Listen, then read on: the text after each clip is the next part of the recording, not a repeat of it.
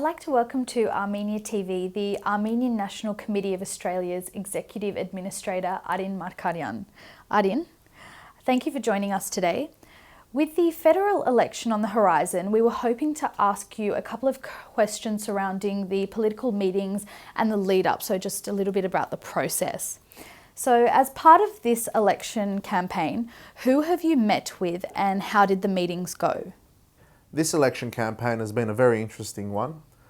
We've met with candidates who are looking to enter the Australian Parliament for the first time, as well as candidates or members of Parliament who are looking to be re-elected. We've met with the current member for Bennelong, Mr. John Alexander, who's looking to be re-elected, who has been very supportive of Armenian issues, as he has shown since being elected to Parliament. And as well as this, he continues to be a strong advocate on our issues on a local scale.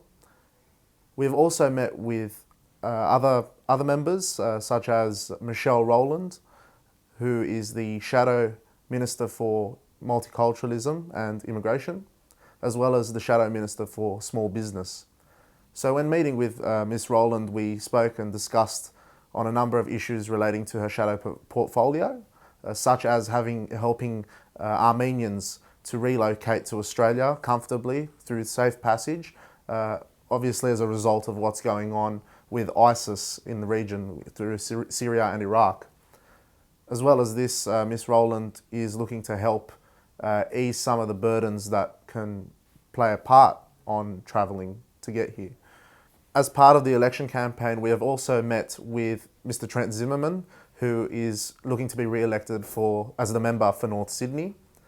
North Sydney has an important place for the Armenians as well in Australia, because it was previously held by our longtime friend, Joe Hockey.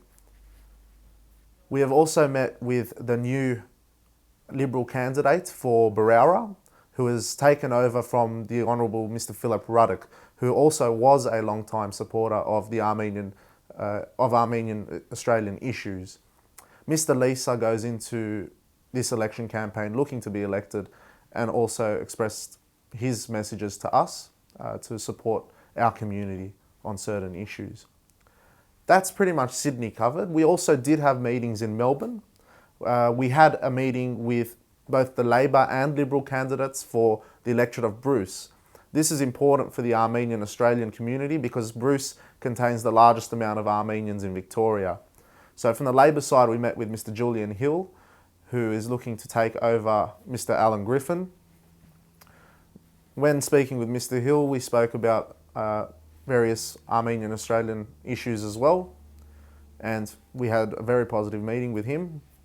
As well as the Liberal candidate for Bruce, we met with Miss Helen Kroger, who is also looking to enter the Parliament as a new member for Bruce. We had a very productive meeting with both candidates, and we would like to wish them well as well. And we also had a meeting with former Armenian National Committee of Australia board member, Mr. Hovik Melkonyan, who is the Labor candidate running for the seat of Casey. Mr. Melkonyan knows Armenian-Australian issues very well, and he has come out with some good messages for our community. And we also wish Mr. Melkonyan well in being elected and trying to get into Parliament as well. Overall, it's been a fantastic election campaign. It's been great it's been great to meet various candidates and all those looking for re-election and those looking to get into Parliament themselves. What were the main topics discussed at these meetings?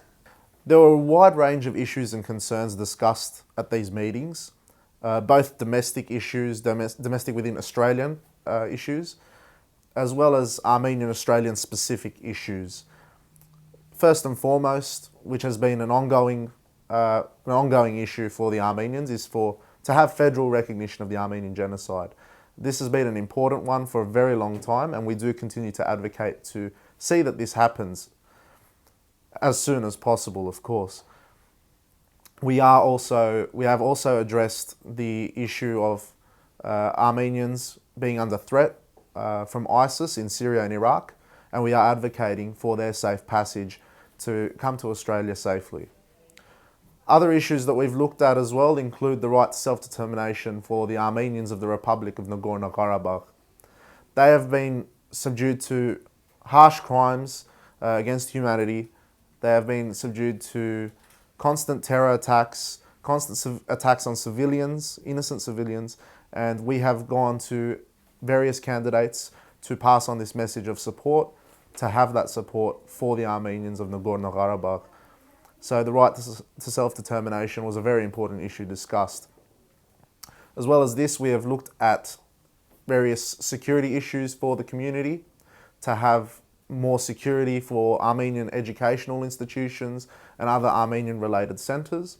We have also been looking at the minority rights issues in the Republic of Turkey, which have had serious effects on the Armenian community there, with the most recent example, which we brought up in our meetings, being the expropriation of cultural and religious centres, notably our Armenian churches in the region of Diyarbakir in southern Turkey. We have also discussed views on anti-racial and anti-vilification policies and laws, and we are looking towards the candidates to act upon what they have told us and to really address certain racist and anti-vilification issues in the country. Why are these meetings important, and what are you expecting post-election? These meetings with the various candidates in this time of election is very important because it gives us an opportunity to firstly update for those who already know about our issues, and secondly to inform those maybe that are going to be new into Parliament about Armenian-Australian related issues and concerns. Obviously, it plays a big part in our society and in terms of helping us to go forward, to live our day-to-day lives as citizens in Australia, and to address what relates and matters to us. And in regards to a post-election kind of status, we are hoping and we are looking to the various meetings, the various candidates from meetings to deliver on certain messages that they've conveyed to us as a response to what we've said to them, and to continue to advocate for those issues and concerns that relate to us and are so important to what we as a community stand for. The Armenian-Australian concerns will continue to be brought up with these politicians going forward as they are sworn into Parliament, and we will be committed to making sure that these things are delivered, that messages which we have received are delivered, and that we can properly advocate for our rights and what we as Armenian Australians want to see achieved in Australia. Do you have any additional comments for our viewers? Well, first off, it's important that all Armenian Australians participate in this election. We live in a very democratic society which allows us to have this vote. So I would encourage you all to go out there and vote for the candidate which you want to see, bring about our Armenian Australian issues and concerns in Parliament, and to address those sufficiently. I would also recommend, if you have not done so already, to view our Ultimate Armenian Guide to the election for this campaign by visiting www.anc.org.au to read up on the latest reports from our meetings and to help the Armenian Australian community make a decision and to make a choice as to who they elect on election day. As well as this, it's important to note that this year is a double dissolution election, which means you have a say in the Senate as to who gets elected to the Senate.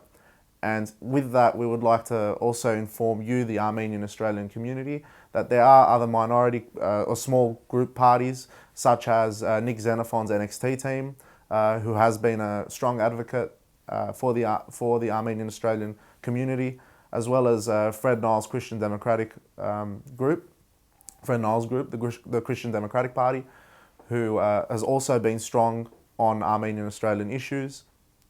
And of course, through Senator Lee Rhiannon's statement made on April 24 this year, we understand that the Australian Greens have a policy of having the Armenian genocide recognised as well. So in saying that, I do urge the community to get out there and vote. It's a great privilege that we have in this nation, and to get out there and make a statement for this election day. And we wish you all the best as well. Thank you so much for that insight, Arin. I think we'll all be keeping those meeting results in mind when we do head to vote. Thank you. From Armenia TV, Garineh Torossian.